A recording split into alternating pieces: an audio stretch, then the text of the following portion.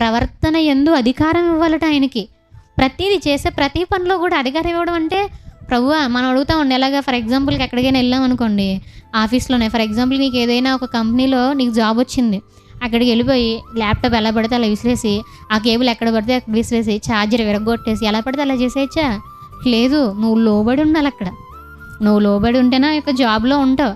అదేవిధంగా ఇక్కడ కూడా ఏంటంటే ప్రియులారా, భూమి మీదకి వచ్చిన తర్వాత మనం ఆయనకు లోబడి ఉండాలి.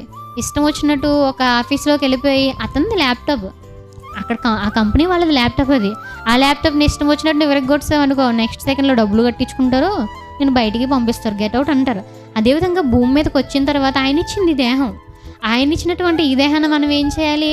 ఆయన కోసం ఉపయోగించాలి, ఆయన పనులకు ఉపయోగించాలి. ఈ కళ్ళు ఉన్నాయి, ఆయన యొక్క వాక్యాలు చదవడానికి ఉపయోగించాలి.